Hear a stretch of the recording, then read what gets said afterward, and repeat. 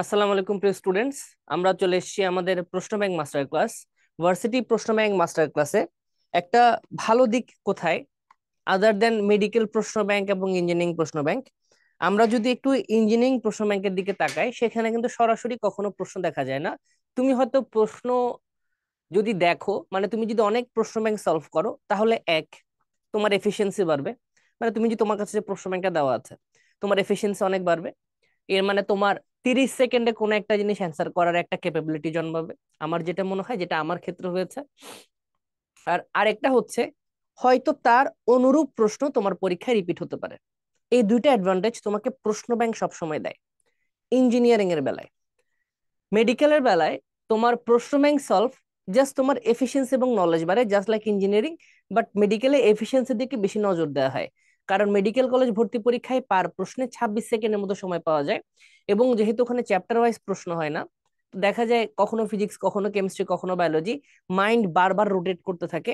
স্টুডেন্টদের ঝামেলা হয়ে যায়, বারবার physics chemistry GK English, GK English, chemistry biology botany zoology first paper second paper switch করে ওরা ক্লান্ত হয়ে যায় ব্রেন। প্রশ্ন ব্যাংক সলভ করলে এফিসিয়েন্সি তুলনামূলক বেড়ে যায়। বাট ভার্সিটির লাভ একাধিক। ভার্সিটি কোয়েশ্চেন ব্যাংক সলভ বা কোয়েশ্চেন ব্যাংক ক্লাসের সব থেকে বড় ইম্পর্টেন্স, যেটা আমার মনে হয় তোমাদের হয়তো বলে না কেউ, সেটা হচ্ছে ভার্সিটিতে কোয়েশ্চেন ব্যাংক থেকে প্রশ্ন হুবহু রিপিট হয়। আমরা জানি না আপনারা আগের ক্লাসগুলো ঠিক মতো করেছেন নাকি। সেখানে দেখবেন একটা প্রশ্নের পাশে একাধিক ভার্সিটির নাম লেখা আছে। হয়তো খেয়াল করেছেন, অনেকে হয়তো খেয়াল করে নাই, তাই কথাগুলো বলছে। এর কারণ, চ্যাপ্টার তো একটাই। মানে তোমার জীব প্রযুক্তি যদি একটা চ্যাপ্টার হয়, সেই চ্যাপ্টার থেকে তো প্রত্যেক বছর ঢাকা ভার্সিটি প্রশ্ন করছে, চিটাগাং ভার্সিটি প্রশ্ন করছে, রাজশাহী ভার্সিটি প্রশ্ন করছে, আবার গুচ্ছের প্রশ্ন হচ্ছে, আবার এগ্রিকালচারাল গুচ্ছের প্রশ্ন হচ্ছে। তাহলে তুমি কি ভাবছো, তারা কি প্রত্যেক বছর প্রশ্ন কোন একটা জায়গায় গুহাতে ধ্যানে বসে ওহিনাজিল করতেছে? এরকম কিছু না। বই একটাই আছে। বাট যখন একটা বইয়ের একটা চ্যাপ্টারের উপর মাল্টিপল ইউনিভার্সিটি একই বছরে প্রশ্ন করবে, তখন প্রশ্ন প্রায় সময় ম্যাচ হয়ে যায়। আবার এটা ভাববে না সবাই যুক্ত করে একই প্রশ্ন দিছে, ম্যাচ করে যায়। তাই ভার্সিটি কোয়েশ্চেন ব্যাংকের সব থেকে বড় সফলতা যে জায়গায়, সেটা হচ্ছে তুমি যদি এটা কোনোভাবে খুব ভালোভাবে সলভ করা শিখে যাও, তাহলে তোমার ভর্তি পরীক্ষায় হুবহু প্রশ্ন পাওয়ার সম্ভাবনা অ্যারাউন্ড 40%। আমরা যেটা বলি কোয়েশ্চেন ব্যাংক সলভ করা, এবং কোয়েশ্চেন ব্যাংকের সাথে যা কিছু আমরা বলছি, শুধু সেটা ফলো করলে তোমার 40% কোয়েশ্চেন সলভ হয়ে যায়। 40% কোয়েশ্চেন হুবহু এখান থেকে কমন আসবে। তাই আমরা একটা কথা বলি, যারা ভার্সিটিতে পরীক্ষা দেওয়ার জন্য খুব বেশি আগ্রহ প্রকাশ করে, যারা ভার্সিটি কোচিং করছো, তাদের একটা কথা অলওয়েজ মাথায় রাখতে হবে, যদি আমরা ভার্সিটি প্রশ্ন ব্যাংক মাস্টার ক্লাসগুলো একটু সময় নিয়ে 2x স্পিড দিয়ে হলেও শুনি, তাহলে ভর্তি পরীক্ষায় কমন পাওয়ার সম্ভাবনা হুবহু 40%।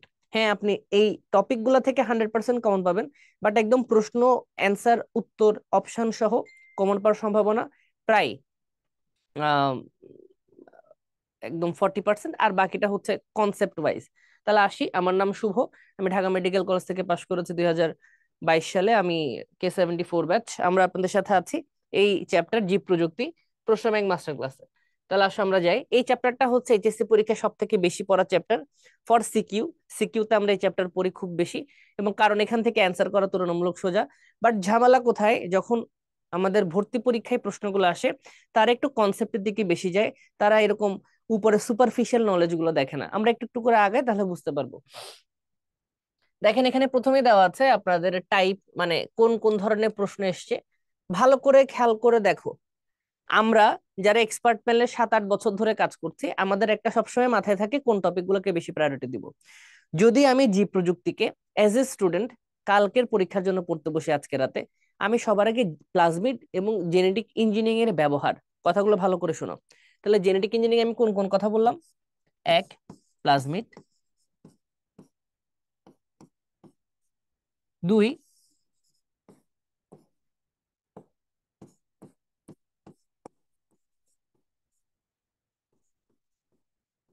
জেনেটিক ইঞ্জিনিয়ারিং এর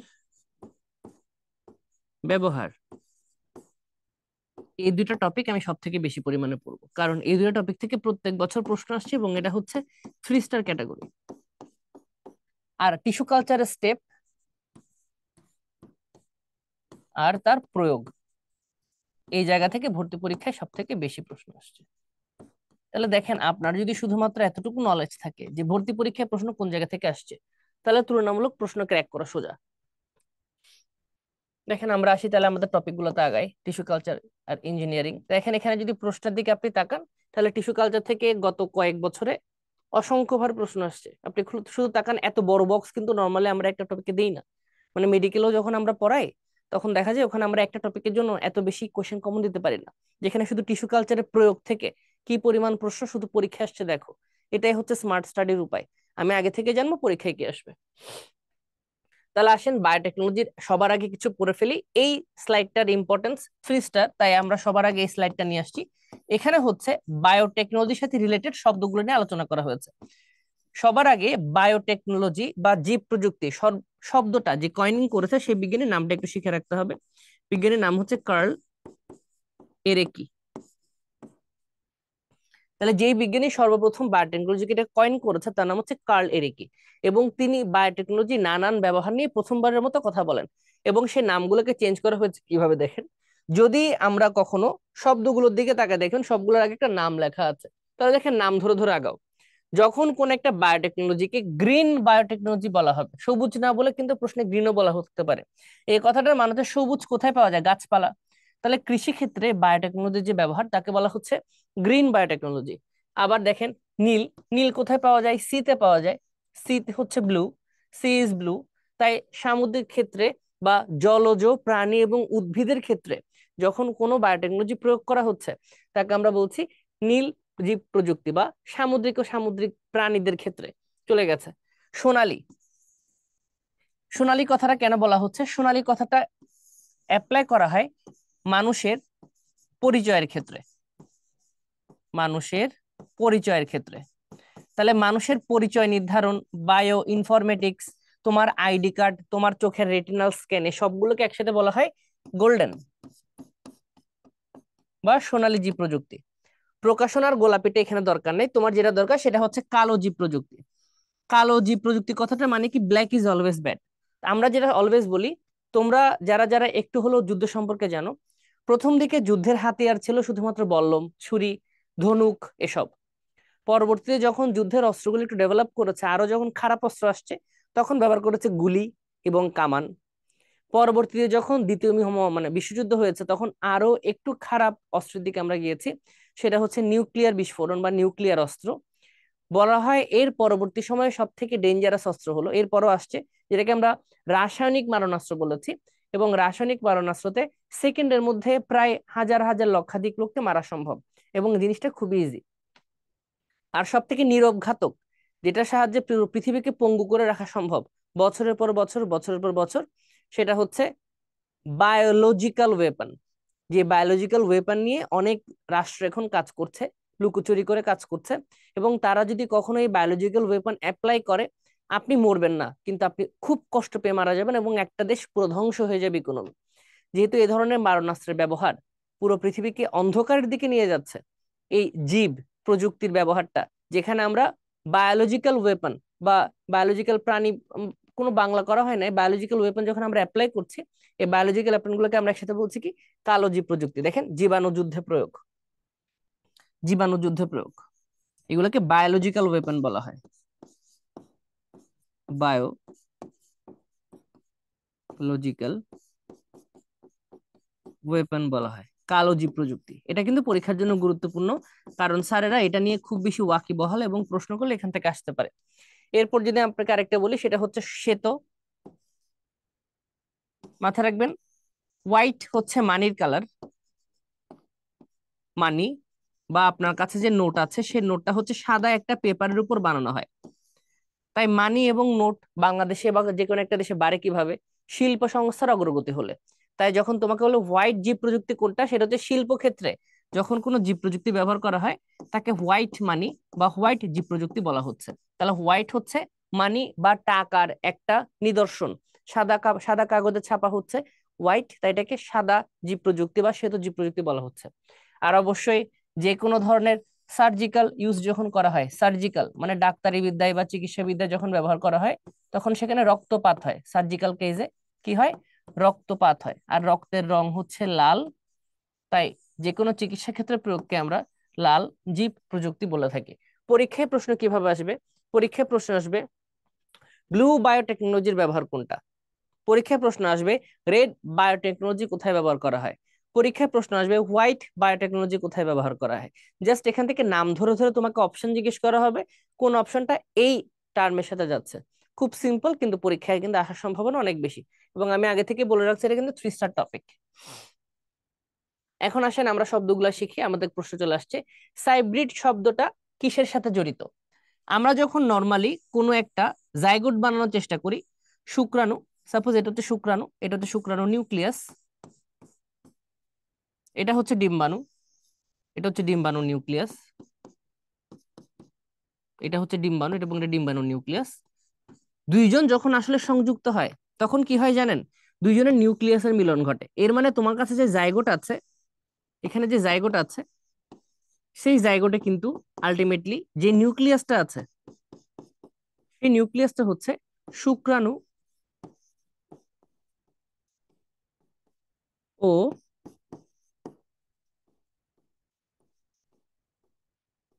ডিম্বাণুর মিলন।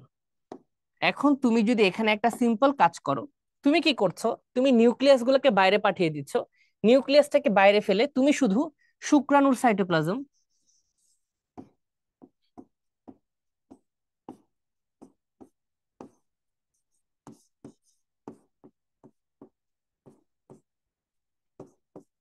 আর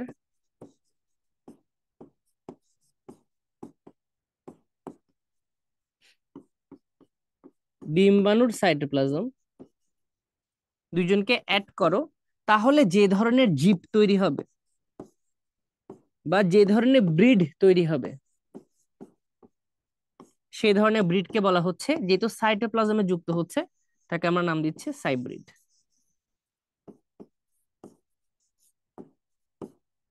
তাহলে আমরা শিখে ফেলেছি সাইব্রিড কথাটা মানে কি। এখন আমরা সবাই জানি যখন নিউক্লিয়াসের মিলন হয় বা যখন ডিএনএ এর মিলন হয়,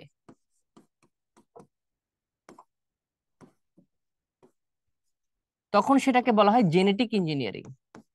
কারণ জিন থাকে ডিএনএ এর মধ্যে, ডিএনএ থাকে নিউক্লিয়াসের মধ্যে, তাই যখন নিউক্লিয়াসের মিলন হয় বা ডিএনএ এর মিলন হয় সেটাকে কিন্তু জেনেটিক ইঞ্জিনিয়ারিং বলা হয়। আর যখন সাইটোপ্লাজমের মিলন হয় তাকে বলা হয় টিস্যু কালচার, বা সাইটোপ্লাজমের যখন বৃদ্ধি হয় বা anything related to cytoplasm is known as tissue culture. তাহলে আমাদের যে সাইব্রিড কথাটা আছে, এই সাইব্রিড কথাটা associates with tissue culture. Tissue culture, তাহলে সাইব্রিড কির সাথে জড়িত? টিস্যু কালচারের সাথে জড়িত। তাহলে আমাদের যদি জিন ক্লোনিং হাইব্রিডেশনের কথাগুলো সেগুলো আসবে না।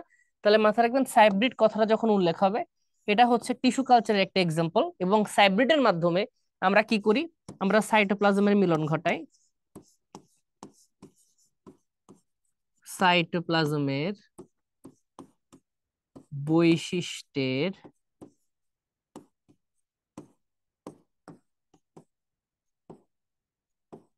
মিলন ঘটাই। এটার একটা উদাহরণ হচ্ছে পোমেটো। পোমেটো কথাটার মানে হলো পটেটো প্লাস টমেটো।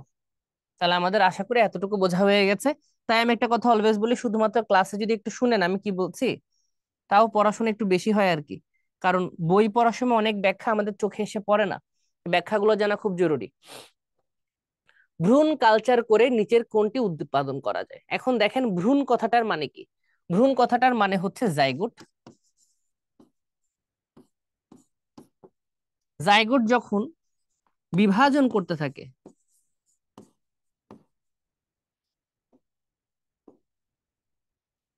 তখন জাইগোট তার বিভাজন শেষে বড় একটা কোষের গুচ্ছ বানায়। এই কোষের গুচ্ছকে পরবর্তী সময়ে বলা হয় ভ্রূণ বা এমব্রায়ো। এবং এমব্রায়োর মধ্যে বাবার বৈশিষ্ট্য যেমন আছে, ঠিক সেভাবে তার মধ্যে মার বৈশিষ্ট্য আছে। তাই তুমি যদি এমন কোনো একটা গাছ বানাতে চাও যেখানের মধ্যে বাবার বৈশিষ্ট্য এবং মার বৈশিষ্ট্য অথবা ডিপ্লয়েড ক্যারেক্টার আছে, অথবা হোমোজাইগাস ক্যারেক্টার আছে। হোমোজাইগাস কথাটা মানে কি? যদি কোন একটা জীবের বাবা এবং মা দুইজনের ক্যারেক্টারই সমান সমান হয়, হোমোজাইগাস বৈশিষ্ট্য থাকে, তাহলে তুমি সেটা ভ্রূণের মধ্যেই পাবা। তাই তুমি যদি কখনো কোন একটা ভ্রূণকে কালচার করো, তাহলে সেই ভ্রূণ থেকে পরবর্তী সময়ে যে গাছের জন্ম হবে, সেই গাছের মধ্যে বাবার বৈশিষ্ট্য এবং মার বৈশিষ্ট্য দুইটা থাকবে। এবং জিনিসটা খুব তাড়াতাড়ি করা সম্ভব, কারণ ভ্রূণের তুমি কালচার করছো। কালচার করার মাধ্যমে কোন একটা জীবকে তাড়াতাড়ি বৃদ্ধি করা সম্ভব বা তাড়াতাড়ি তার জন্ম দেওয়া সম্ভব। তাহলে বাবা মা দুইজনের বসে থাকছে ডিপ্লয়েড, এবং দুইজনের বসে একসাথে থাকার কারণে তাকে আমরা হোমোজাইগাস বৈশিষ্ট্য কিন্তু বলে থাকছি। তাহলে ভালো করে তাকায় দেখেন, প্রশ্ন আসছে যে ভ্রূণ কালচার করে নিচের কোনটি উৎপাদন করা সম্ভব। অলওয়েজ মাথা রাখবা, ভ্রূণ কালচারের ব্যবহার দুইটা। এক, ভ্রূণ কালচারের মাধ্যমে হোমোজাইগাস উদ্ভিদ তৈরি করা যায়। কেন বীজহীন? বীজ তো অবশ্যই থাকবে। ভ্রূণ কালচারে তো আমরা বীজ বাদ দিচ্ছি না, আমরা ভ্রূণকে বড় করছি, ভ্রূণ থেকে গাছ হবে, গাছ থেকে চারা হবে, চারা থেকে ফল হবে, ফলের মধ্যে বীজ হবে। তাহলে এটা কখনোই হবে না। হাইব্রিড না, হাইব্রিড মানে সাইটোপ্লাজমের মিলন। ভাইরাস মুক্ত উদ্ভিদ, কেন ভাইরাস মুক্ত উদ্ভিদ হবে? যদি আপনি কখনো কোনো একটা জীব লালন পালন বড় করেন, সেটাতে কোন জীবাণুর অ্যাটাক হবে আপনি কিন্তু জানেন না। হ্যাঁ, রোগ কম হইতে পারে, বাট ভাইরাসই মুক্ত হইতে হবে এরকম কোনো কিন্তু ইন্ডিকেশন এখানে বলা নাই। তুমি ভাইরাসের বিপরীতে কিন্তু কোনো প্রকার চেঞ্জ করো নাই, শুধু একটা ছোট ভ্রূণকে একটা গাছ বানাইছো, সে ভাইরাসের অ্যাটাক হইতেই পারে। বাট সেকেন্ড যে পয়েন্টটা গুরুত্বপূর্ণ, সেটা হচ্ছে ভ্রূণ কালচারের মাধ্যমে তুমি চাইলে রোগ মুক্ত উদ্ভিদ তৈরি করতে পারো, বাট সেটা ভাইরাস মুক্ত হবে নাকি নট শিওর, বাট রোগ তুলনামূলক কম হবে। তাহলে মাথা রাখবা, ভ্রূণ কালচার থেকে দুইটা কথা অলওয়েজ মাথা রাখতে হবে। ভ্রূণ কালচারের মাধ্যমে দুই জাতীয় উদ্ভিদ তৈরি করা সম্ভব। এক, ডিপ্লয়েড হোমোজাইগাস জাতের উদ্ভিদ তৈরি করা সম্ভব। আর একটা হচ্ছে রোগ মুক্ত উদ্ভিদ তৈরি করা সম্ভব। এটা পরীক্ষার জন্য খুবই খুবই গুরুত্বপূর্ণ। আপনারা যারা যারা পড়াশোনা করছেন, তাদের জন্য প্রত্যেকটা অপশনের সাথে একটা বিকল্প অপশন শিখে রাখা খুব জরুরি। এটাতে করে কি হয়, নলেজ সামান্য বাড়ে, এবং স্যারেরা যদি প্রশ্ন ঠিক রাখে, তোমার অপশন মিস করার চান্স নাই। পরাগধানী কালচারের মাধ্যমে কোন উদ্ভিদ তৈরি করা হয়? মাথা রাখবেন, পরাগধানী হচ্ছে জনন কোষের আধার। কোন কোষের আধার? জনন কোষের আধার। কারণ আমরা জানি পরাগধানীর ভেতরে পরাগরেণু থাকে। পরাগধানীর ভেতরে কি থাকে? পরাগ রেণু থাকে, যেটা হচ্ছে জনন কোষ। এবং জনন কোষ মানেই হচ্ছে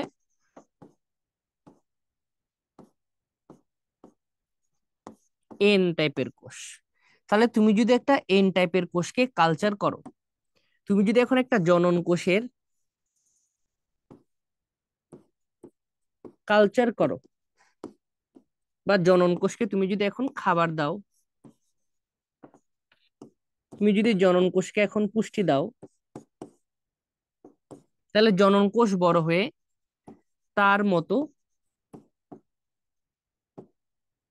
বৈশিষ্ট্যের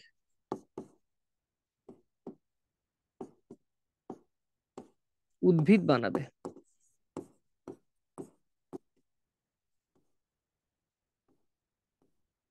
এই জনন কোষের মতো বৈশিষ্ট্যের উদ্ভিদগুলোকে বলা হয় হ্যাপ্লয়েড উদ্ভিদ।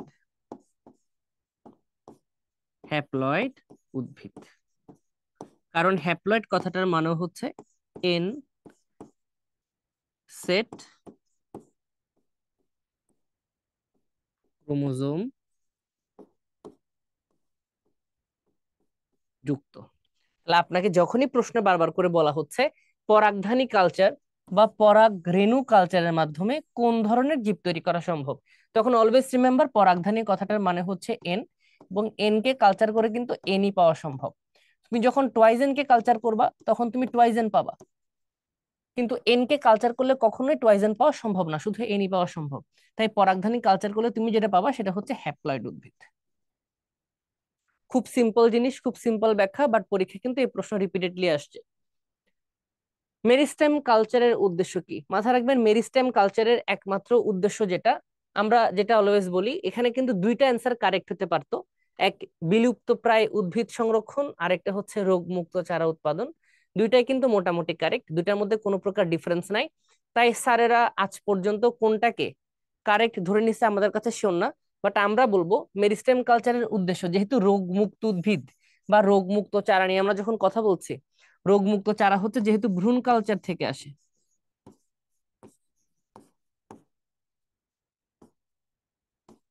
রোগমুক্ত চারা কিন্তু ভ্রূণ কালচার থেকে আসে। তাহলে মেরিস্টেম কালচার উদ্দেশ্য হচ্ছে বিলুপ্ত প্রায় উদ্ভিদকে সংরক্ষণ করা। ধরো কোন একটা গাছ আমার কাছে আছে,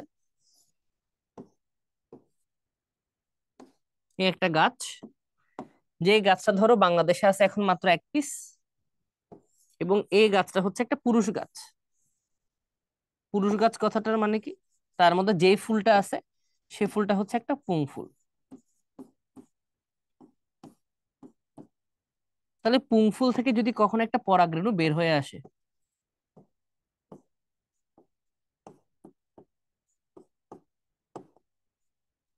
সেই পরাগরেণুর সাথে তো একটা ডিম্বাণু লাগবে না, যার সাথে সে সে একটু হাইব্রিডাইজ করবে, যার সাথে তার জনন হবে এবং নতুন একটা সে বীজ বা জাইগোট তৈরি করবে, লাগবে না? বাট তুমি বলছো বাংলাদেশে শুধুমাত্র একটা গাছে পড়ে আছে, যেটার মধ্যে, যেটা আবার পুরুষ উদ্ভিদ, যেটার মধ্যে পুং ফুল আছে। তাহলে ও যখন মারা যাবে, পুরো বাংলাদেশে এই উদ্ভিদটা হারাই যাবে না? খুব সিম্পল একটা ব্যাপার না? আছে একটা উদ্ভিদ, যদি এই উদ্ভিদটাই মরে যায়, তাহলে এই এই উদ্ভিদের পরবর্তী কোনো গাছ তুমি কি কোনো জায়গা থেকে খুঁজে পাবা না? তো সিম্পল একটা কাজ করতে হবে। তুমি কি করবা, তার পাতা থেকে একটা অংশ নিবা, এই অংশকে একটা আবাদ মাধ্যমে রাখবা, যেটা তুমি নাম দিয়েছো এক্সপ্ল্যান্ট। পরবর্তী সময়ে সে আবাদ মাধ্যম থেকে ক্যালাস হবে, অনেক বড় একটা কোষের গুচ্ছ হবে। তাহলে এটা হচ্ছে আবাদ মাধ্যম, এটা হচ্ছে এক্সপ্ল্যান্ট, মানে গাছ থেকে তুমি যে অংশটা কেটে নিয়েছো সেটা হচ্ছে এক্সপ্ল্যান্ট, এটা হচ্ছে ক্যালাস। তাহলে ক্যালাস পেলা, পরবর্তী সময়ে কি করলা, তোমার কাছে আবারও একটা আছে টাঙ্কি, এই ক্যালাস থেকে তোমার অনেকগুলো ছোট ছোট অনুচারা হবে। তুমি পরে সেই অনুচারাগুলোকে যখন টবে স্থাপন করবা, পরে সেখান থেকে গাছ হয়ে যাবে।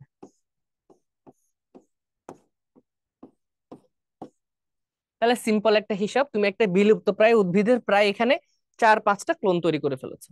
তাই বিলুপ্ত প্রায় উদ্ভিদটা এখন পৃথিবী থেকে হারিয়ে যাবে না। ও যদি মারাও যায়, ও যদি মারাও যায়, তাহলে তার মতো দেখতে আরো 3টে উদ্ভিদ এখানে পড়ে আছে। তাই মেরিস্টেম কালচারের একমাত্র উদ্দেশ্য যদি আমি বলি, সেটা হচ্ছে বিলুপ্ত প্রায় উদ্ভিদের সংরক্ষণ। টিকা উৎপাদন করা যায় নিচের কোন প্রযুক্তি? মাথায় রাখবা, টিকা উৎপাদনে এখানে ভাইরাসের ডিএনএ নিয়ে কাজ করা হয়, ভাইরাসের ডিএনএ নিয়ে কাজ করা হয়, এখানে ব্যাকটেরিয়ার ডিএনএ নিয়ে কাজ করা হয়, বা ভাইরাস বা ব্যাকটেরিয়ার নিউক্লিয়ার বস্তু নিয়ে কাজ করা হয়, যেখানে তার ডিএনএ আরএনএ ক্রোমোজোম গুলো পড়ে আছে। তা আমরা সবাই জানি, যখনই নিউক্লিয়াস বা ডিএনএ কে পরিবর্তন করে কোনো কাজ করা হবে, নিউক্লিয়াস, ডিএনএ, জিন, এগুলোকে যখন তুমি পরিবর্তন করে কাজ করবা, তখনই তার নাম রিকম্বিনেন্ট ডিএনএ প্রযুক্তি, যেটাকে আরো শর্ট করে বলা যায় জেনেটিক ইঞ্জিনিয়ারিং।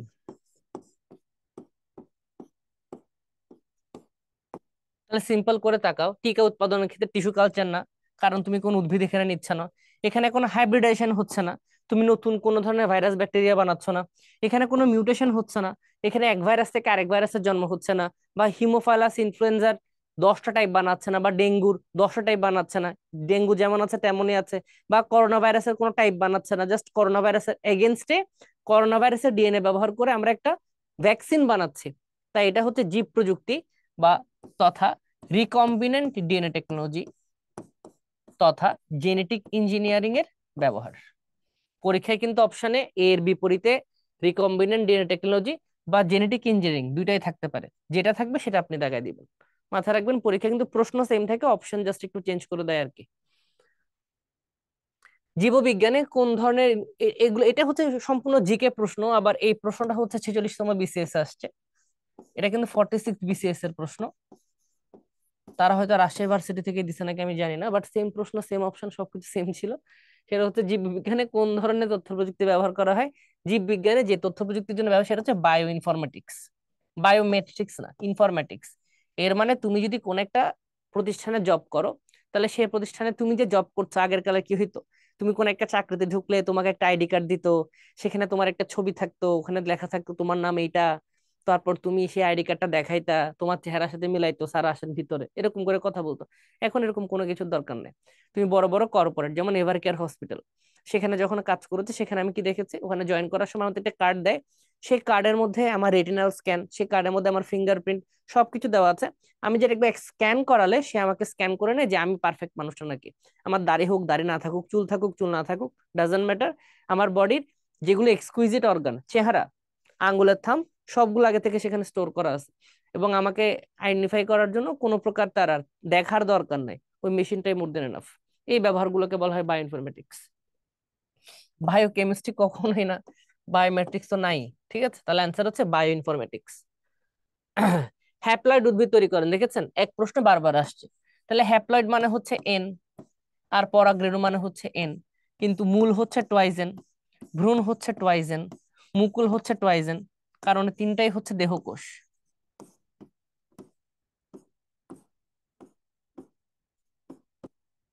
তাহলে দেহকোষ থেকে তো কখন আপনি হ্যাপ্লয়েড পাবেন না, দেহকোষ থেকে যেগুলো পাবেন সেগুলো হচ্ছে ডিপ্লয়েড উদ্ভিদ।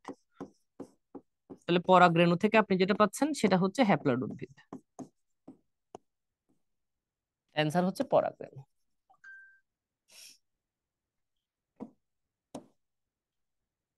বায়োটেকনোলজি শব্দটি প্রথম কে ব্যবহার করেন? বায়োটেকনোলজি শব্দটা প্রথম ব্যবহার করেন হচ্ছে কার্ল এরিকি। এখানে কয়েকটা শিখে রাখতে পারেন। বায়োটেকনোলজি শব্দটা প্রথম ব্যবহার করে কার্ল এরিকি। আর জেনেটিক ইঞ্জিনিয়ারিং যে শব্দটা আছে, জেনেটিক ইঞ্জিনিয়ারিং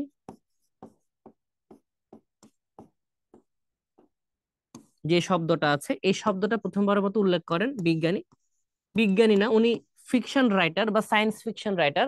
উনি উনি একটা দ্বীপের ঘটনা লিখতে গিয়ে এই কথাগুলো নিয়ে আসে। একটা দ্বীপ রাষ্ট্রের মধ্যে কেমন কেমন থাকা উচিত, কি কি উনি কল্পনা করেছিল, কেমন কেমন উল্টাপাল্টা জীবনী বানাতে চায়, এটা একটা ফিকশন রাইটিং ছিল। সেই ফিকশন রাইটার উনি প্রথমবারের মতো বিজ্ঞানী জ্যাক উইলিয়ামসন বা ফিকশন রাইটার জ্যাক উইলিয়ামসন প্রথমবারের মতো জেনেটিক ইঞ্জিনিয়ারিং শব্দটা প্রবর্তন করে।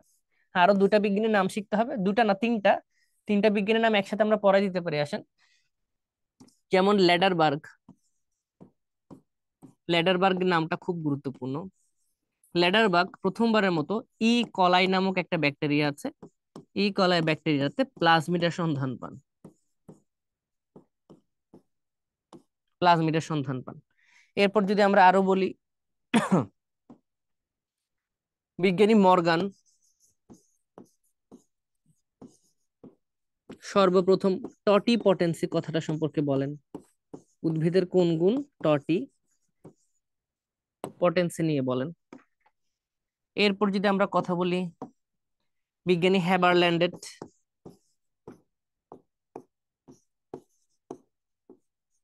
হ্যাবারল্যান্ডেট প্রথমবার কথা বলেছেন টিস্যু কালচার নিয়ে। আপনাকে এই চ্যাপ্টার থেকে এই বিজ্ঞানীর নামগুলো পড়তে হবে। সব থেকে ভালো হয় বইয়ের শুরুতে বা বইয়ের ফার্স্ট পেজে আপনি যদি এই বিজ্ঞানীর নামগুলো একটু একসাথে লিখে রাখেন, তাহলে পরীক্ষার আগে রিভিশন দিতে একটু সুবিধা হবে। সায়েন্টিস্ট, এটা একটা 3 স্টার স্লাইড, ঠিক আছে। এখন আসেন ব্লু টেকনোলজি কথাটার মানে কি। তাহলে ব্লু কথাটার মানে কিন্তু আমরা অলরেডি জেনে ফেলেছি, ব্লু কথাটার বাংলা হচ্ছে নীল। আর নীল জিনিস পাওয়া যায় কোথায়? সমুদ্রে বা সামুদ্রিক জীবের মধ্যে। তাহলে সামুদ্রিক জীবের মধ্যে যদি নীল বা ব্লু টেকনোলজি পাওয়া যায় তাহলে অ্যান্সার হচ্ছে এ। তাহলে যদি কখনো প্রশ্ন আসে কৃষি ক্ষেত্রে কোনটার প্রয়োগ, কৃষি ক্ষেত্রে হচ্ছে গ্রিন বা সবুজ জীব প্রযুক্তি, আর চিকিৎসা ক্ষেত্রে হচ্ছে রেড।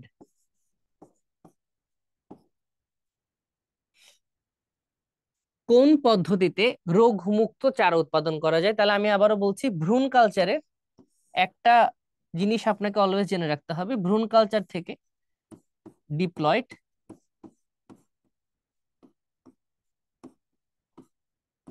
প্লাস হোমোজাইগাস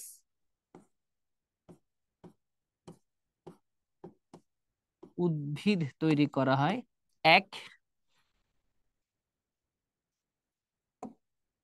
আর 2 নম্বর হচ্ছে এই ভ্রূণ কালচারের মাধ্যমে রোগমুক্ত চারা পাওয়া সম্ভব। কিন্তু তুমি কখনোই বলতে পারবে না কোন ধরনের ভাইরাস বিরোধী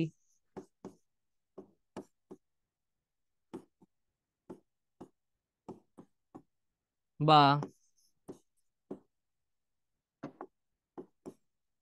ব্যাকটেরিয়া বিরোধী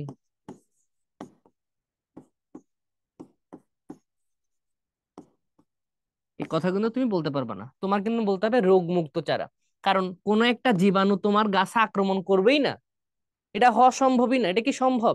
ছোটবেলা থেকে আমি একটা বাচ্চারে খুব ভালো করে পেলে পুষে বড় করলাম, আমি বলতে পারবো এই বাচ্চার রোগ শোক কম হইতে পারে।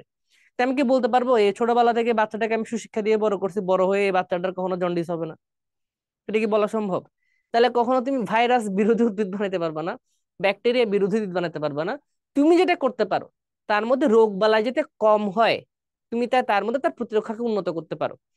কিন্তু একদম তোমার মধ্যে কোনো অসুখ হবে না এই গ্যারান্টির পৃথিবী কেউ নিতে পারবে না। এগুলো আমাদের হাতে নাই, ঠিক আছে? এগুলো আমাদের হাতে কখনো ছিলই না। এখন আসেন আমরা টিস্যু কালচার নিয়ে একটু সামান্য পড়াশোনা করি। এখানে আমাদের বিজ্ঞানী হেবারল্যান্ডের সাহেবের কথা বলা আছে, যিনি টিস্যু কালচারের জনক। একটু আগে কথাটা আমরা বলে আসছি।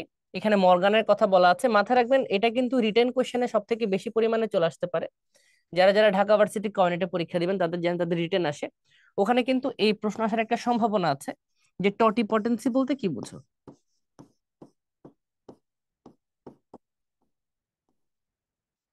তাহলে মাথায় রাখবেন এখানে কিন্তু একটা লাইন দিয়ে পুরো জিনিসটাকে ব্যাখ্যা করা আছে।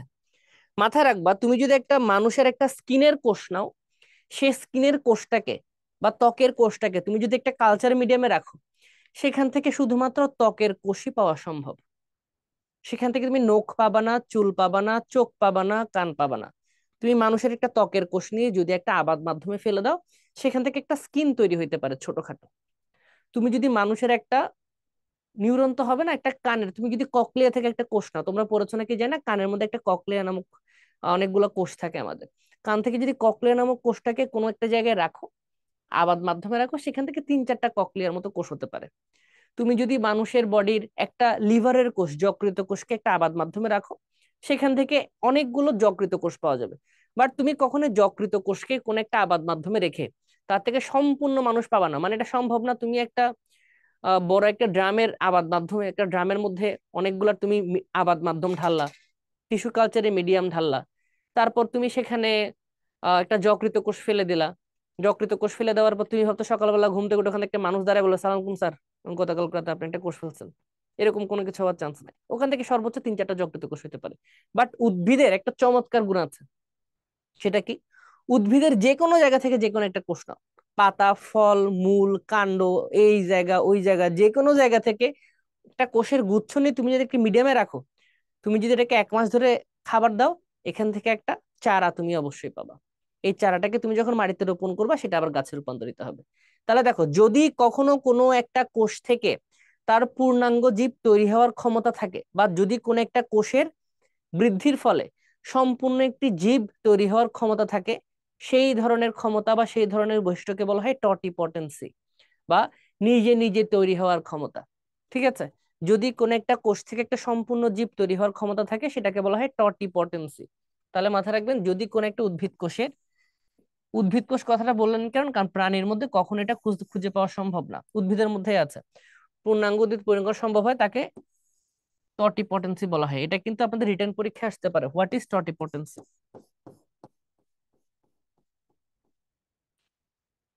এখন আসেন, টিস্যু কালচারকে নানান ধরনের নাম দেওয়া হয়েছে, এই নামগুলো আমাদের একটু সামান্য হলেও শিখতে হবে কি কি নামে ডাকা হইতে পারে। টিস্যু কালচারকে মাইক্রো প্রপাগেশন বলা হইতে পারে, প্রশ্নের মধ্যে টিস্যু কালচার কথাটা না বলে। টিস্যু কালচারটিকে মেরিস্টেম কালচার বলতে পারে। মেরিস্টেম কথাটার মানে হচ্ছে, যদি তুমি কখনো কোনো একটা গাছের নতুন ভাজক ক্ষমতা সম্পন্ন টিস্যু দিয়ে কালচার করো, তবে এটাকে বলা হয় মেরিস্টেম কালচার। খুব সিম্পল। যদি তুমি কোন একটা গাছের নতুন ভাজন ক্ষমতা সম্পন্ন কোন একটা টিস্যুর কালচার করো, তাকে বলা হয় মেরিস্টেম কালচার। কক্ষ মুকুল কালচার কি? যদি কোন একটা গাছের কক্ষের মুকুল বা কোন একটা গাছের ডাল থেকে একটা নতুন পাতার বা নতুন একটা ছোট ডাল বেরোচ্ছে যেখানে একটা ফুল হচ্ছে, যদি এই কক্ষের এই মুকুলটাকে তুমি যদি কালচার করো তাকে বলা হচ্ছে কক্ষ মুকুল কালচার। দৈহিক কোষ মানে যে কোনো জায়গা থেকে একটা টয়েজেন কোষ নিয়েছো, যে কোনো জায়গা থেকে একটা টয়েজেন কোষ নিয়ে যদি তুমি ভ্রূণ উৎপাদন করো সেটা একটা টিস্যু কালচার। তাহলে পরাগধানী কালচার নিয়ে আমরা অলরেডি কথা বলে ফেলেছি এন। এরপর আছে ক্যালাস কালচার। ক্যালাস কালচার নামে আলাদা কোনো কালচার নাই, this is a part of tissue culture, আমরা একটু পরেই পড়বো। এটা একটা পার্ট অফ টিস্যু কালচার। আর প্রোটোপ্লাস্ট কালচার এটা হচ্ছে সাইব্রিড বা সাইটোপ্লাজম কালচার।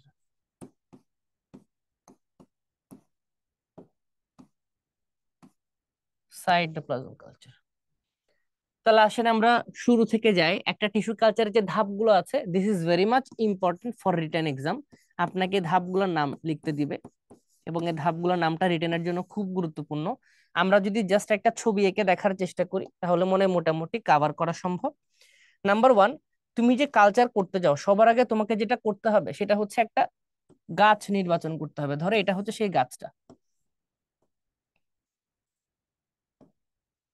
যে গাছে অনেকগুলো পাতা আছে,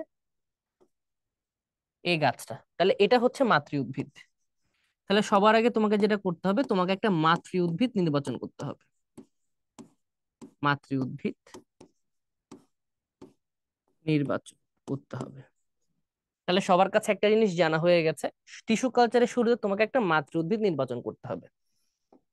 এরপর তোমাকে এই উদ্ভিদের সব থেকে বেশি বিভাজন ক্ষমতা আছে, কারণ টিস্যু কালচার মানে কি ছোট একটা কোষ থেকে একটা গাছ বানানো। তুমি যদি এমন কোনো কোষ বা টিস্যু বেছে নাও যে কোষ বা টিস্যুর বিভাজন ক্ষমতা খুবই খারাপ, তাহলে তাকে মাধ্যমে তুমি যতই খাবার দাও, মানে একটা স্টুডেন্টের পড়াশোনা করার কোনো ইচ্ছাই নাই, সে পড়াশোনা করতেই পারে না, তার ক্যাপাবিলিটি নাই, আর তুমি তাকে ভর্তি করেছো হার্ভার্ডে। হার্ভার্ড তারা যাতে যাই পড়াক না কেন, তাকে এমআইটি যাই পড়াক না কেন, তার মধ্যে কোনো কিছু বাইর হবে না, কারণ তার নিজেরই বড় হওয়ার ইচ্ছা নাই। তাহলে কোষ বা টিস্যু গুচ্ছে তো বিভাজন ক্ষমতা নিজের থেকে ভালো হইতে হবে, তারপর আছে আবাদ মাধ্যম টিস্যু কালচার। তাহলে এমন জায়গা তোমাকে চুজ করতে হবে যেই জায়গায় তুলনামূলক বিভাজন ক্ষমতা বেশি, এবং সেগুলো পাওয়া যায় মেরিস্টেম বা একদম শীর্ষের দিকের পাতাগুলোতে। তাহলে তুমি এখান থেকে এতটুকু অংশ কেটে তাকে বাইরে নিয়ে আসলা। তাহলে তুমি যে একটা অংশ কেটে বাইরে নিয়ে আসলা, সেই অংশটার নাম, ধরো এতটুকু অংশ তুমি কেটে বাইরে নিয়ে আসছো, তাহলে এতটুকু অংশের নাম কি? এই এতটুকু অংশের নাম হচ্ছে এক্সপ্ল্যান্ট। কি নাম তার? এক্সপ্ল্যান্ট। কেন এক্সপ্ল্যান্ট? এক্স কথাটা মানে কি? প্রাক্তন। তাহলে গাছের একটা প্রাক্তন অংশ বা আগের গাছের একটা অংশ তুমি কেটে নিয়েছো, এটাকে বলা হচ্ছে এক্সপ্ল্যান্ট। পরবর্তী সময় কি করতে হবে? তোমাকে একটা আবাদ মাধ্যম ক্রিয়েট করতে হবে। হোয়াট ইজ দ্যাট আবাদ মাধ্যম? আবাদ মাধ্যম কথাটার মানে হচ্ছে যেখানে তোমার এক্সপ্ল্যান্টটাকে রাখবো এবং রাখার ফলে সেই এক্সপ্ল্যান্টটা বড় হবে। তাহলে আমি এখানে এখানে একটা আবাদ মাধ্যম বানাচ্ছি বা টিস্যু কালচার মিডিয়াম বানাচ্ছি। যে টিস্যু কালচার মিডিয়ামটাতে আমাদের উদ্দেশ্য কি থাকবে? আমাদের উদ্দেশ্য থাকবে এখানে এমন কোনো খাবার দাবার রাখতে হবে বা এখানে এমন একটা পরিবেশ ক্রিয়েট করতে হবে, এটা হচ্ছে আবাদ মাধ্যম, যেটাকে ইংরেজিতে বলা হয় কালচার মিডিয়াম। তো এখন আপনাকে কালচার মিডিয়াম নিয়ে কিছু পড়াশোনা করতে হবে। মাথায় রাখবেন কালচার মিডিয়ামে পুষ্টি পদার্থ হিসেবে রাখা হয় সুক্রোজ।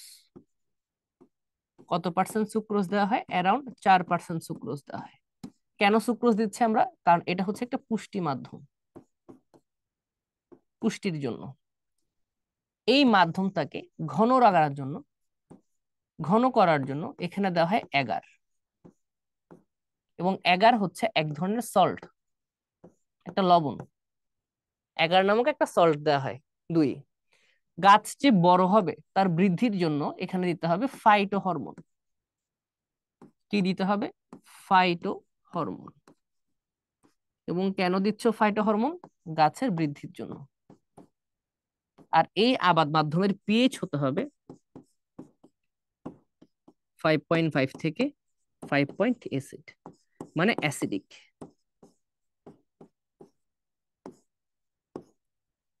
তাহলে খুব সিম্পল করে যদি তুমি তাকাও, তুমি একটা মাতৃ উদ্ভিদ নির্বাচন করেছো, তুমি তার থেকে একটা অংশ কেটে নিয়েছো যার নাম দিয়েছো তুমি এক্সপ্ল্যান্ট। তাকে একটা আবাদ মাধ্যমে তুমি বড় করতে চাও, সে আবাদ মাধ্যমের ক্যারেক্টার কি কি? এক, সে আবাদ মাধ্যমে পুষ্টি পদার্থ হিসেবে থাকবে সুক্রোজ। তাকে ঘন করে রাখার জন্য, যাতে পুষ্টি পদার্থটা পাতলা না হয়, তাকে আমি দিচ্ছি এগার নামক সল্ট। গাছের বৃদ্ধির জন্য সেখানে আমি কিছু উদ্ভিদের হরমোন বা ফাইটো হরমোন দিয়েছি। আর এই টোটাল আবাদ মাধ্যমকে আমরা পিএইচ 5.5 থেকে 5.8-এ রেখে দিয়েছি। কথা হলো, এই এক্সপ্লেনটাকে আমি এখন সরাসরি এখানে দিয়ে দিতে পারবো? না, পারবো না। কেন পারবো না? তুমি যে গাছ থেকে এই এক্সপ্লেনটা কেটে নিয়ে আসছো, এই এক্সপ্লেনটা হতে পারে না আগে থেকে কোন একটা জীবাণু বসবাস করছে, আগে থেকে কোন একটা এই জায়গায় কোন একটা রোগ আছে, বা এই জায়গায় কোন একটা ব্যাকটেরিয়া অলরেডি বসে আছে, হতে পারে না। তুমি যদি এক্সপ্ল্যান্টটাকে এখানে দাও এবং সে যদি এই গাছটাকে এই অংশটাকেই বড় করে, তাহলে নতুন যতগুলো উদ্ভিদ তুমি বানাবা সবগুলাতে সেম ব্যাকটেরিয়া সেম ভাইরাস সবকিছু রয়ে যাবে। তাহলে কি লাভ হইলো? তুমি এমন একটা গাছের জন্ম দিচ্ছ যে গাছটা আগে থেকে রোগাক্রান্ত, এর ফলে যে নতুন বাচ্চা হবে সেই বাচ্চাগুলোরও সেম রোগ নিয়ে আস্তে আস্তে বড় হবে। তাহলে এই গাছগুলো বানানোর কোনো অর্থই থাকলো না। তাহলে নেক্সট স্টেপে আমরা আবাদ মাধ্যমে এক্সপ্লেন্টটা দেওয়ার আগে আমরা এক্সপ্ল্যান্টকে জীবাণুমুক্ত করব। কি করব? জীবাণু মুক্ত করব। এখন জীবাণু মুক্ত করার উপায় কি? জীবাণু মুক্ত করার উপায় হচ্ছে দুইটা। একটা হচ্ছে হট এয়ার ওভেন, এটা একটা যন্ত্র। এই হট এয়ার ওভেনের মধ্যে এই যে এক্সপ্ল্যান্টটা আছে তাকে 160 থেকে 180 ডিগ্রি সেলসিয়াস তাপমাত্রায় প্রায় 1 থেকে 2 ঘন্টা রেখে দিতে হবে। এক। দুই নাম্বার হচ্ছে যেটাকে আমরা বলি অটোক্লেভ পদ্ধতি। অটোক্লেভ পদ্ধতি, এই পদ্ধতিতে তুমি 121 ডিগ্রি সেলসিয়াস তাপমাত্রা, 15 থেকে 20 পাউন্ড চাপ দিয়ে প্রায় 20 মিনিট রেখে দিবা। এই দুইটা প্রসেসের একটা করলেই হয়, বাট সায়েন্টিস্টরা কিন্তু অটোক্লেভটাকে প্রেফার করে সব থেকে বেশি। এভাবে কিন্তু জীবাণুমুক্তকরণ করা হয়। মাথায় রাখবে, এটা কিন্তু একটা রিটেন কোশ্চেন আসতে পারে যে এক্সপ্ল্যান্টকে জীবাণুমুক্ত করার উপায়গুলো বলো। তখন তোমাকে দুইটা কথা লিখতে হবে। দুইভাবে এক্সপ্ল্যান্টকে জীবাণুমুক্ত করা সম্ভব। একটা হচ্ছে হট এয়ার ওভেন, যেখানে 160 থেকে 180 ডিগ্রি সেলসিয়াস তাপমাত্রা তুমি দিচ্ছ 1 থেকে 2 ঘন্টার জন্য।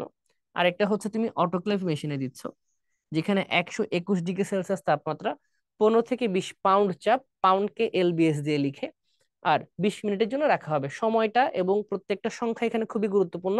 ভুল লিখলেই আপনাকে এখানে একটা আন্ডা ধরাই দিবে, কোনোভাবে ভুল লেখা যাবে না। জীবাণুমুক্ত করার পর তুমি এখন তাকে আবাদ মাধ্যমে রাখবা।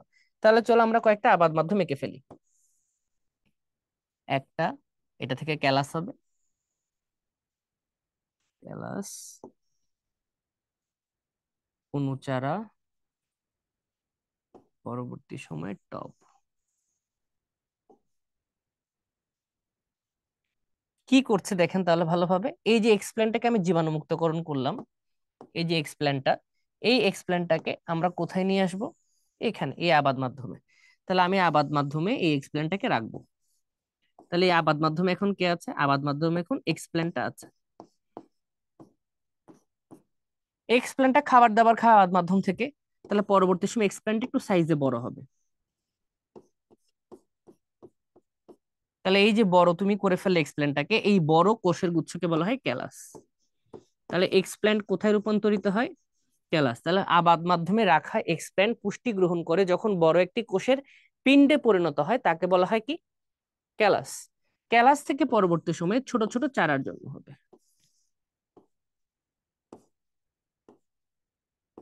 তাও কোথায়? এই আবাদ মাধ্যমের ভিতরে। এই ছোট ছোট চারাগুলোকে বলা হয় অনুচারা,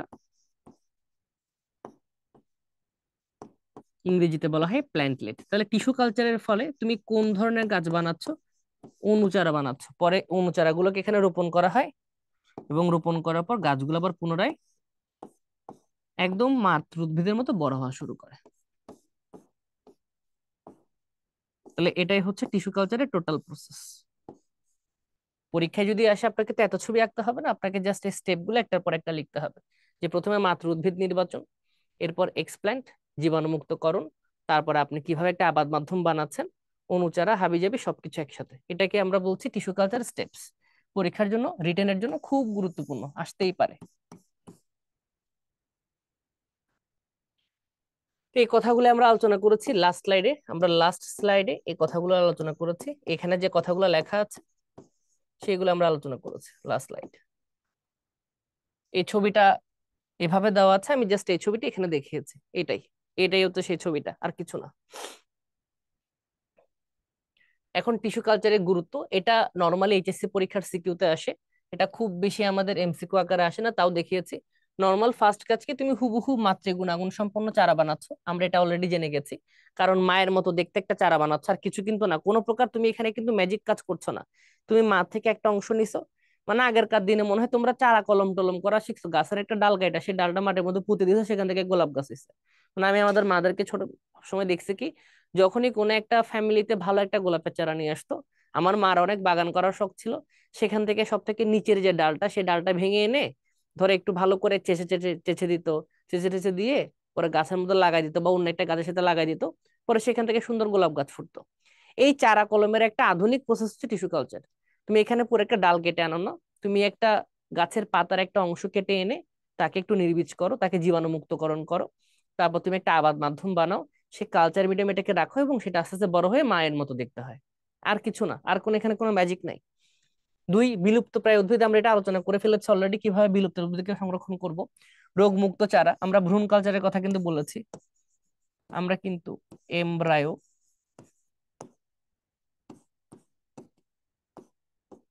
কালচার নিয়ে কথা বলে ফেলেছি। আসেন সংকুর উদ্ভিদ উৎপাদন, মানে হাইব্রিড উৎপাদন, যেমন একটা হাইব্রিড উদ্ভিদের নাম আমরা বলি পমেটো।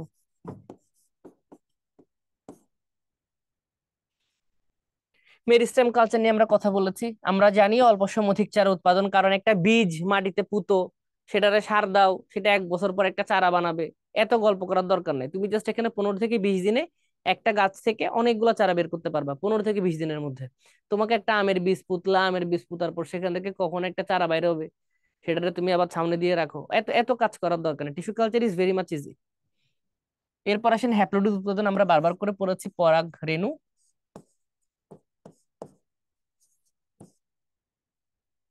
পরাগ রেণু আর পরাগধানী।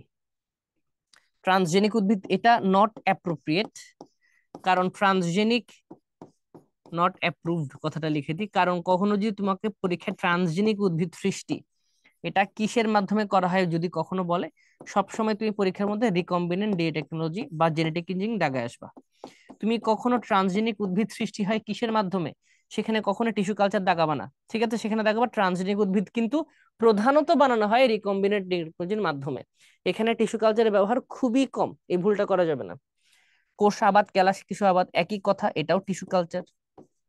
মানে এতক্ষণ ধরে আমরা যা করেছি, ক্যালাস থেকে একটা গাছ বানাইলাম, পরীক্ষা এখান থেকে ডিরেক্টলি কোনো কোশ্চেন আর আসে না, কিন্তু পরীক্ষা টিস্যু কালচার স্টেপ কিন্তু আসবে রিটেন আকারে, তখন কিন্তু উল্টা পাল্টা যদি লিখো, তুমি প্রথমে আবাদ বানাইলা, পরে ক্যালাস বানাইলা, এরপর নির্বীজ করলা, এগুলো লিখলেই 0 পেয়ে যাবা। সিকোয়েন্স মেনটেন করা খুব জরুরি। টিস্যু কালচারে পিএইচ কত, আমরা সবাই জানি টিস্যু কালচারে পিএইচ হচ্ছে অ্যাসিডিক, এবং সেটা 5.5 থেকে 5.8। পরীক্ষায় কিন্তু রেঞ্জ আকারে আসার সম্ভাবনাই সব থেকে বেশি, রেঞ্জ আকারে আসার সম্ভাবনা সব থেকে বেশি। গবেষণাগারে উদ্ভিদের টিস্যুর সংখ্যা বৃদ্ধির প্রযুক্তিকে বলা হয় টিস্যু কালচার। বলাই আছে টিস্যুর সংখ্যা বৃদ্ধি, তাহলে অ্যান্সার টিস্যু কালচারই হবে। টিস্যু কালচারের মাধ্যমে উৎপাদিত নতুন চারাকে বলা হয় প্ল্যান্টলেট, প্ল্যান্টলেট বা বলা হয় বা অনুচারা বলা হয়। বাট তোমাকে যদি কখনো বলা হয় এক্সপ্ল্যান্ট কি, তুমি বলবো মাতৃ উদ্ভিদ থেকে, তুমি বলবা মাতৃ উদ্ভিদ থেকে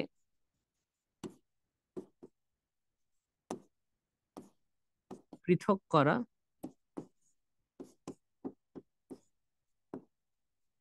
টিস্যু। তোমাকে যদি বলে ক্যালাস কি, তাহলে এক্সপ্ল্যান্টের বৃদ্ধিতে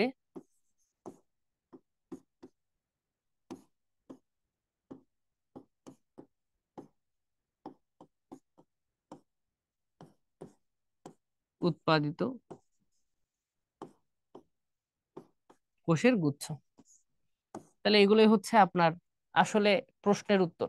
তাহলে প্ল্যান্টলেট কথাটার মানে আমরা জেনে গেছি, ক্যালাস কথাটার মানে আমরা জেনে গেছি এবং এক্সপ্লেন কথাটার মানে আমরা জেনে গেছি। এগার কি?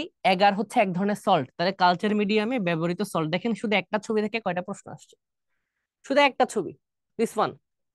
এই একটা ছবি থেকে তুমি কমপক্ষে 7-8টা প্রশ্ন অলরেডি পেয়ে গেছো। তাহলে দেখো এটা হচ্ছে একটু স্মার্ট স্টাডি বলে, যে আমি কি পড়তে হবে একটু শিখি, সেই জায়গা থেকে যেহেতু বারবার প্রশ্ন আসছে আমি ওখানে একটু ফোকাস করি বেশি। তা আমরা সবকিছুকে প্রাধান্য দিতে গিয়ে আসল জায়গাগুলো মিস করে চলে যায়। কোথায় যেন গেল এই, হ্যাঁ আমরা এটা পড়লাম না, সল্ট। তাহলে সল্টের কথা আমরা পড়ে ফেলেছি। এবং এগারের কাজ কি? এটা হচ্ছে কালচার মিডিয়ামকে ঘন করতে সাহায্য করে।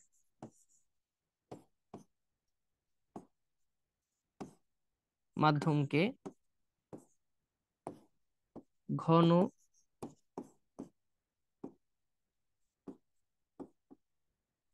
ঘন করতে সাহায্য করে। তাহলে আমরা পরের প্রশ্ন আসি, দেখি পরের প্রশ্নে কি বলা আছে। টিস্যু কালচারের প্রযুক্তির জনক কে? তাহলে টিস্যু কালচারের প্রযুক্তির জনক হচ্ছে হেবারল্যান্ডের, আর মেন্ডেল হচ্ছে আপনার জেনেটিক্স এর ল গুলা দিয়েছে। Law of genetics. Hutchinson, Hutchinson হচ্ছে নিউরোলজির একজন ডাক্তার।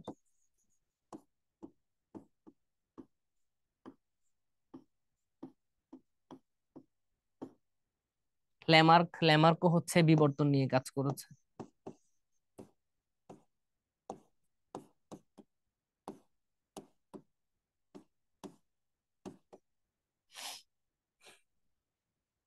এখন আসেন জেনেটিক ইঞ্জিনিয়ারিং। দেখেন আবারও একটা বিশাল বক্স,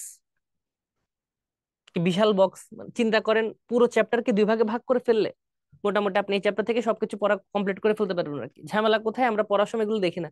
তুমি খালি এক জায়গায় দেখো, রাজশাহী ভার্সিটিতে কয়বার প্রশ্ন আসছে? 1 2 3 4 5 6 7 8 9 10 11বার প্রশ্ন আসে রাজশাহী ভার্সিটিতে। কতবার রিপিট হচ্ছে জেনেটিক ইঞ্জিনিয়ারিং থেকে। তোমাদের একটু জাস্ট টেকনিক্যালি পড়া শিখতে হবে, আর কিছু না, নতুন কোনো কিছু কিন্তু না এখানে। তাহলে আসেন হোয়াট ইজ জেনেটিক ইঞ্জিনিয়ারিং এখানে আসে। জেনেটিক ইঞ্জিনিয়ারিং কথাটা মানে হচ্ছে যদি জিন পরিবর্তন করে, একদম সোজা বলি, জিন পরিবর্তনের মাধ্যমে, জিন পরিবর্তন করে যদি কখনো কোনো উদ্ভিদের জিনোটাইপ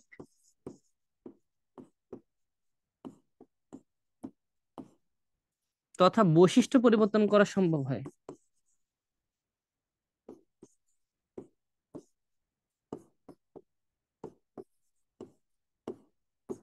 তাকেই বলা হয় জেনেটিক ইঞ্জিনিয়ারিং। এবং জেনেটিক ইঞ্জিনিয়ারিং প্রথমবারের মতো কে ব্যাখ্যা করেন, কে কথাটা উল্লেখ করেন? বিজ্ঞানী জ্যাক উইলিয়ামসন, বা ফিকশন রাইটার জ্যাক উইলিয়ামসন প্রথমবারের মতো জেনেটিক ইঞ্জিনিয়ারিং শব্দটা কয়েন করেন। তাহলে এই কথাগুলো কিন্তু পরীক্ষায় প্রায় সময় দেয়। কিছু কিছু সায়েন্টিস্ট দুনিয়া বদলাই দিছে এরকম কাজ করছে। সব সায়েন্টিস্ট কিন্তু মানে যুগ পরিবর্তনকারী কাজগুলো করে নাই। এগুলো কিন্তু যুগ পরিবর্তনকারী কথাবার্তা আর কি, তাই এগুলো পরীক্ষার সম্ভাবনা আছে। আর আরেকটা হচ্ছে আপনার রিকম্বিনেন্ট ডিএনএ টেকনোলজিতে যে ই কলাই ব্যবহার করা হয়, সেই ই কলাইয়ের সাথে আর কি কি আছে? একটা হচ্ছে অ্যাগ্রোব্যাকটেরিয়াম টুমিফিসিয়েন্স, আর একটা ব্যাকটেরিয়ার নাম সবসময় মনে রাখবেন, সেটা হচ্ছে ব্যাসিলাস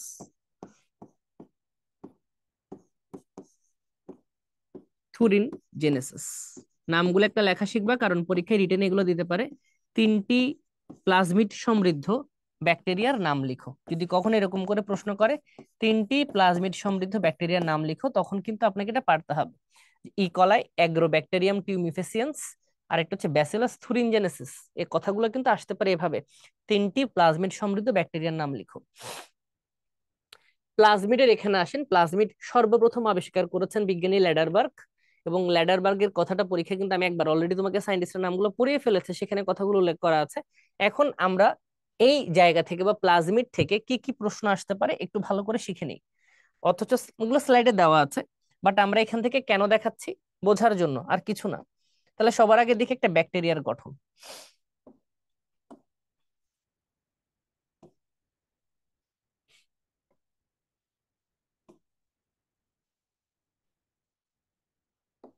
এক সেকেন্ড, এক সেকেন্ড, কোথায় গেল?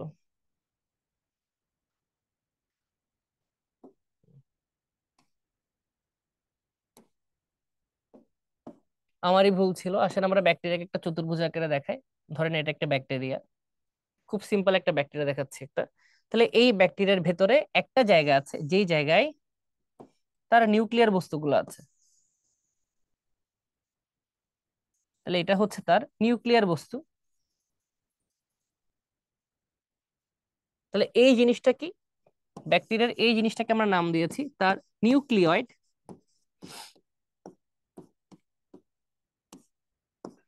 বা ডিএনএ এর আধার বা ডিএনএ এর কালেকশন, বা এটাকে আমরা নাম দিতে পারি নিউক্লিয়েট বা প্রধান নিউক্লিয়ার বস্তু।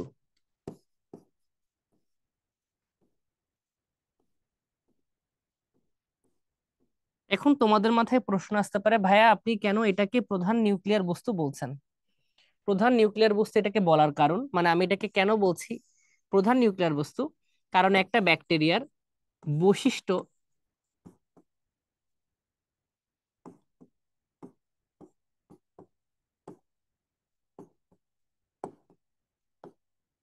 নির্ধারণকারী সমস্ত জিন কোথায় অবস্থিত, তাহলে একটা ব্যাকটেরিয়ার বৈশিষ্ট্য নির্ধারণকারী সমস্ত জিন কোথায় অবস্থিত? এই নিউক্লিয়ার অঞ্চলের মধ্যে অবস্থিত। মানে এই ব্যাকটেরিয়াটাকে তুমি যে বলছো একটা ই কলায়, যেসব বৈশিষ্ট্যের কারণে এই ব্যাকটেরিয়া ই কলায়, তাহলে সবগুলা জিন কোথায় অবস্থিত? এখানে অবস্থিত। এবং এটাকে নিউক্লিয়েট কেন বলছি, কারণ এখানে কোনো নিউক্লিয়ার পর্দা নাই, নিউক্লিওপ্লাজম নাই, নিউক্লিওলাস নাই, কোনো ক্রোমাটিন তন্তু নাই। তাই এতটুকু অংশকে নিউক্লিয়াস বলা চলে না। এটাকে তাই আমরা নিউক্লিয়েট বা নিউক্লিয় বস্তু সদৃশ বলছি, বা নিউক্লিয়াস সদৃশ কথাটা বলছি। তো এটা প্রধান নিউক্লিয়ার বস্তু কেন আবার? কারণ প্রধান বলার কারণ একটা ব্যাকটেরিয়ার যত ধরনের বৈশিষ্ট্য আছে এই সবগুলো যেখানে আছে সেটাকে আমরা বলছি প্রধান নিউক্লিয়ার বস্তু। সমস্যা কোথায়? সমস্যা হচ্ছে একটা ব্যাকটেরিয়ার মধ্যে এই প্রধান নিউক্লিয়ার বস্তু ছাড়া আরো এক ধরনের নিউক্লিয়ার বস্তু দেখতে পাওয়া যায়। সেটা কি? সেটাই হচ্ছে প্লাজমিড।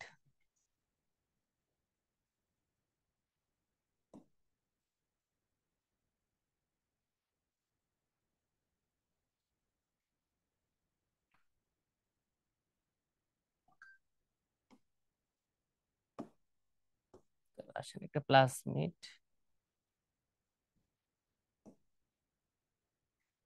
তাহলে এটা হচ্ছে একটা প্লাজমিড। হ্যাঁ, এখন বরাবর সমান হয়েছে। তাহলে দেখেন এটা হচ্ছে একটা প্লাজমিড। তাহলে দেখো ব্যাকটেরিয়ার মধ্যে দুইটা নিউক্লিয়ার অঞ্চল থাকে। তাহলে একটা ব্যাকটেরিয়ার মধ্যে কয়টা নিউক্লিয়ার অঞ্চল থাকে? একটা ব্যাকটেরিয়ার মধ্যে দুইটা নিউক্লিয়ার অঞ্চল থাকে।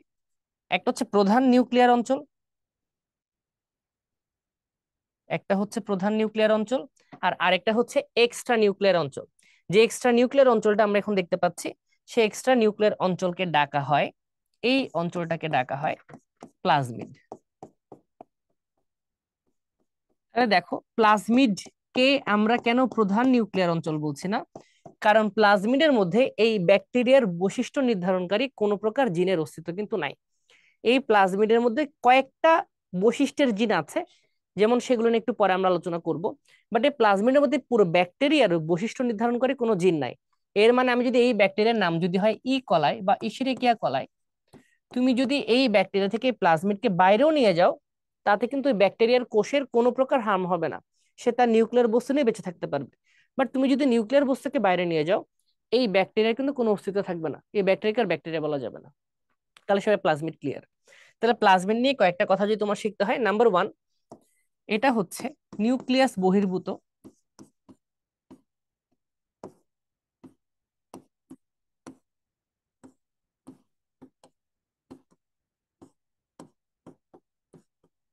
ডিএনএ। এটা হচ্ছে এক নাম্বার, এটা নিউক্লিয়াস বহির্ভূত একটা ডিএনএ। দুই, এটা হচ্ছে দ্বিসূত্রক। তিন, এটা হচ্ছে বৃত্তাকার।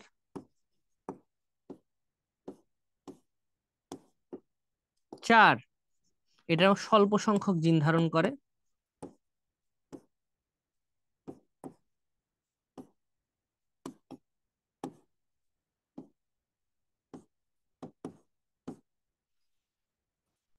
এরপর আমি যদি বলি স্বল্প স্বল্প সংখ্যক জিন ধারণ করছে, এখন হচ্ছে একটা অ্যাডভান্স কথাবার্তা।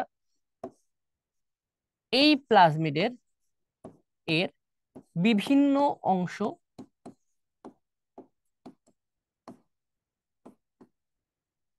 রেস্ট্রিকশন এনজাইমের সহায়তায় কাটা সম্ভব, যেটা তোমরা এইচএসএসসি তে পড়ে আসছো। রেস্ট্রিকশন এনজাইমের সহায়তায়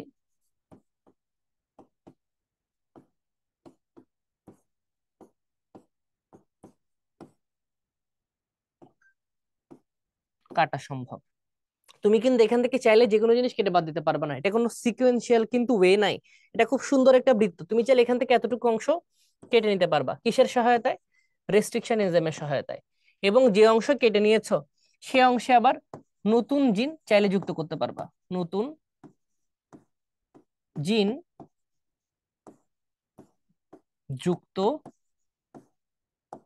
করাও সম্ভব। কিসের সহায়তায়? লাইগেজ এনজাইমের সহায়তায়। তাহলে খুব সিম্পল করে বলি, তাহলে প্লাজমিড থেকে তুমি একটা অংশ চাইলে কেটে বাদ দিতে পারো। কিসের সহায়তায়? রেস্ট্রিকশন এনজাইমের সহায়তায়। তিন প্রকার রেস্ট্রিকশন এনজাইমের কথা তোমার বইয়ে বলা আছে। একটা হচ্ছে ইকো আরআই, আরো অনেক প্রকার আছে, মনে করার কোনো দরকার নাই যে শুধুমাত্র তিনটাই আছে। তাহলে আবার বলছি, হোয়াট ইজ রেস্ট্রিকশন এনজাইম? যেই এনজাইমের সহায়তায় প্লাজমিডের একটা অংশ কেটে বাদ দেওয়া সম্ভব, বা প্লাজমিড থেকে একটা জিন বাদ দেওয়া সম্ভব, তাকে বলছি আমরা রেস্ট্রিকশন এনজাইম।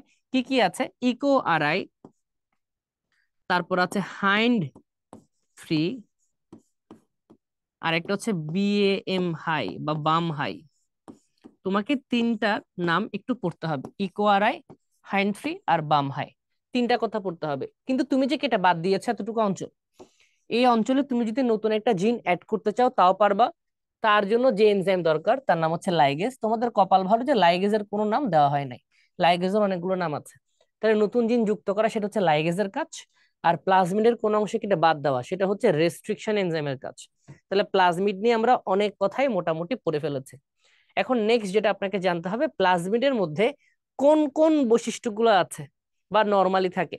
সব বৈশিষ্ট্য মানে 99.99% বৈশিষ্ট্য কিন্তু এখানেই আছে, ওই 0.1% ওখানে, তাই ওটাকে কেটে বাদ দিলে আমার কিছু যায় আসে না। তাহলে এখন আমাদের জানতে হবে প্লাজমিডের মধ্যে কি কি বৈশিষ্ট্য আছে। প্লাজমিড নরমালি তিন ধরনের বৈশিষ্ট্যকে ধারণ করে। এক, এফ এফ প্রাইম প্লাজমিড, এর সাহায্যে প্লাজমিড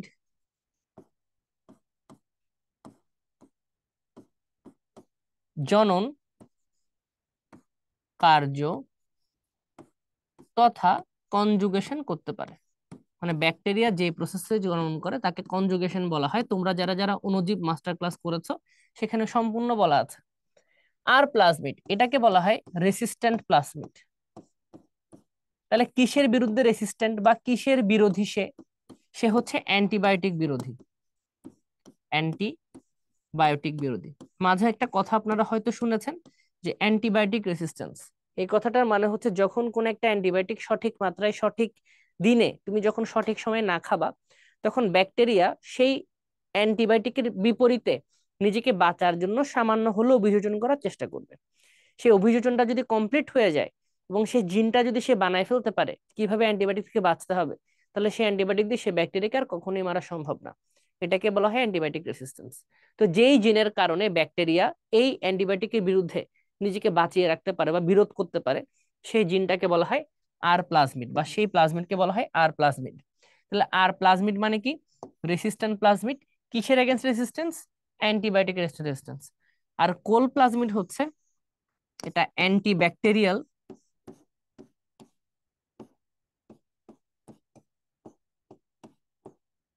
বা অ্যান্টিব্যাকটেরিয়াল। কথাটা বাদ দেই, এত কঠিন কথাই না যায়, আমি আরো সোজা করে বলি। কোল প্লাজমিড হচ্ছে এক ধরনের প্লাজমিড যেটা কলেসিন নামক পদার্থ তৈরি করে। কলেসিন পদার্থ কার মধ্যে থাকে? ভিভ্রিও কলারের মধ্যে থাকে।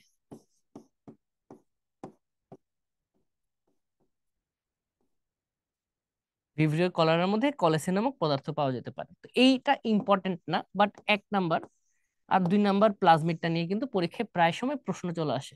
What do you mean by F and F prime and what do you mean by R plasmid, অথবা প্লাজমিডের বৈশিষ্ট্য সম্পর্কে লিখো বা আর প্লাজমিড সম্পর্কে লিখো। যেমন এখানে একটা প্লাজমিডের নাম আপনি বলতে পারেন R6 নামক প্লাজমিডটা সর্বোচ্চ অ্যান্টিবায়োটিক প্রতিরোধী। এরকম অনেকগুলো প্লাজমিড আছে, তার মধ্যে R6 প্লাজমিডটা সর্বোচ্চ অ্যান্টিবায়োটিক প্রতিরোধী। অ্যান্টিবায়োটিক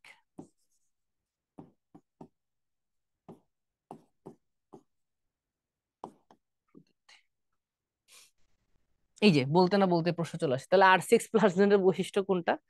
R6 প্লাজমিডের বৈশিষ্ট্য হচ্ছে এটা অ্যান্টিবায়োটিক প্রতিরোধী। তাহলে প্লাজমিড কে আবিষ্কার করেন? তাহলে প্লাজমিড আবিষ্কার করেন বিজ্ঞানী ল্যাডার বার্গ। বানানটা একটু ভুল আছে, বানানটা হবে ল্যাডার বার্গ। কোথায় আবিষ্কার করেন?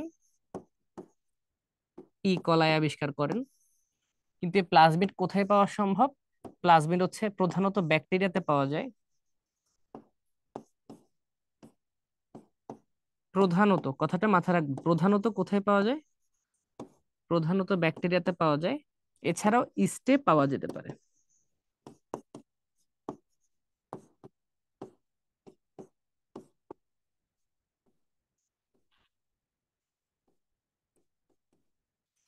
তাহলে এই হলো এই প্রশ্ন। নেক্সট দেখেন, প্লাজমিড কি? তাহলে প্লাজমিড হচ্ছে এক প্রকার ক্রোমোজোমের ভেতরে থাকে না। ক্রোমোজোমের ভেতরে বৃত্তাকার আরএনএ? আরএনএও না। ক্রোমোজোমের বহির্ভূত আরএনএ? তাও না। তাহলে অ্যান্সার হচ্ছে ক্রোমোজোম বহির্ভূত বৃত্তাকার ডিএনএ, বা ক্রোমোজোম কথাটা বলতে এখানে নিউক্লিয়াসের কথাই বলা হচ্ছে। নিউক্লিয়াস বহির্ভূত বৃত্তাকার ডিএনএ পরীক্ষার জন্য খুবই খুবই গুরুত্বপূর্ণ প্লাজমিড। আমি আবার বলছি, প্লাজমিড আমি যেখানে পড়িয়েছি কোনটা, this one, this slide is very much important for 3 star for written plus MCQ। খুব খুব গুরুত্বপূর্ণ। তাহলে আমাদের মাস্টার ক্লাসের এখানেই সমাপ্তি। তাহলে আমরা নেক্সট যে মাস্টার ক্লাস আছে সেখানে আমরা প্লাজমিডের ব্যবহার পড়ব, রিকম্বিনেন্ট টেকনোলজিতে প্লাজমিডের অ্যাপ্লিকেশন পড়ব, এবং এর মাধ্যমে এই চ্যাপ্টারে যে যাবতীয় প্রশ্ন আসবে সেগুলো আমরা সলিউশন দিব, প্লাস এই ভর্তি পরীক্ষায় কি কি প্রশ্ন আসতে পারে তার একটা চার্ট লিস্ট আমরা কথা বলবো। Till then best of luck, দেখা হবে নেক্সট ক্লাসে।